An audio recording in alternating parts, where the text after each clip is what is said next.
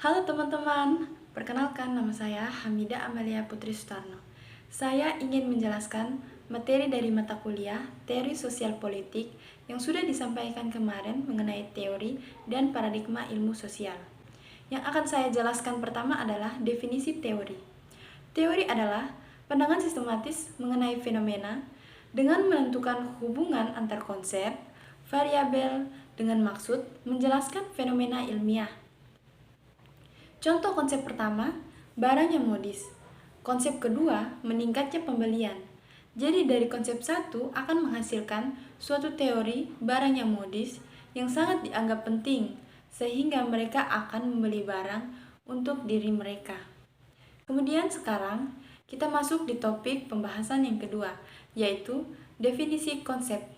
Konsep itu merupakan istilah yang digunakan secara abstrak yang di dalamnya ada kejadian, keadaan, kelompok atau individu yang menjadi pusat perhatian ilmu sosial. Ada dua konsep yang berbeda. Pertama, konsep yang jelas hubungannya dengan fakta. Contohnya, meja. Kita bisa menggambarkan meja secara wujud nyata karena meja itu terlihat. Yang kedua, konsep yang lebih abstrak. Contohnya seperti angin. Kita bisa melihat angin, tapi kita tidak bisa merasakannya. Nah, hal itu disebut konsep yang lebih abstrak. Jadi kesimpulannya, dari konsep itu adalah abstraksi yang mengenal fenomena yang dirumuskan atas dasar generalisasi dari sejumlah karakteristik kejadian, keadaan, kelompok atau individu. Baik, sekarang kita masuk ke topik yang ketiga, yaitu preposisi, yang dimana artinya adalah hubungan yang logis antar dua konsep. Nah, kita tahu paradigma itu artinya cara pandang atau kacamata suatu orang dalam melihat fenomena sosial yang terjadi. Nah, di sini menurut Thomas Kuhn, paradigma merupakan disiplin ilmu lahir yang sebagai proses revolusi paradigma di mana suatu pandangan teori ditumbangkan oleh teori baru. Contohnya, seperti perilaku anak-anak dari tahun 70-an hingga sekarang. Anak-anak di tahun 70-an, mereka akan merasa takut jika bertanya kepada orang yang lebih tua. Mereka akan lebih menghormati orang yang lebih tua.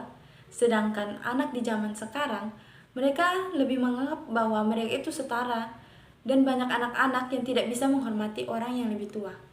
Itu semua dikarenakan adanya gadget. Mereka terpengaruh oleh perkembangan teknologi yang ada di era globalisasi ini. Jadi maksudnya, teori yang diketahui dulu bahwa anak-anak itu merasa takut untuk bertanya, mereka lebih menghormati orang yang lebih tua, dipatahkan dengan munculnya teori baru, di mana karena perkembangan teknologi, anak-anak terpengaruh dari sifat dan perilaku sehingga anak-anak berubah dan tidak seperti anak-anak di tahun 70-an. Jadi, paradigma itu sebagai suatu referensi atau pandangan yang menjadi konsep, di mana arti dari paradigma itu sendiri adalah konstelasi teori, pertanyaan, pendekatan, serta prosedur yang dipergunakan oleh suatu tema pemikiran.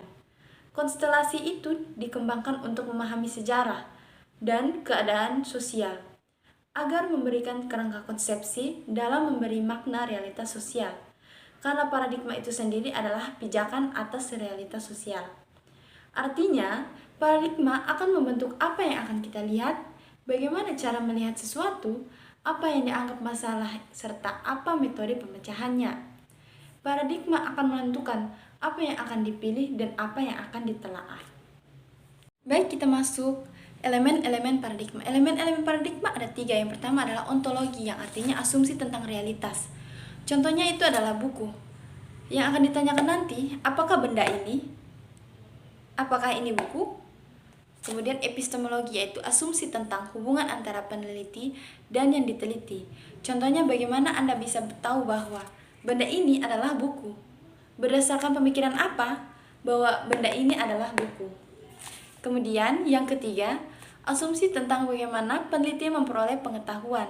Contohnya adalah Anda meneliti benda ini, apakah benar benda ini adalah buku? Dari mana benda ini bisa dikatakan buku? Dan untuk tahu semua itu, mereka akan meneliti setiap unsur yang ada pada benda tersebut. Baik teman-teman, terima kasih. Inilah penjelasan yang saya sampaikan dari materi kemarin yang saya terima.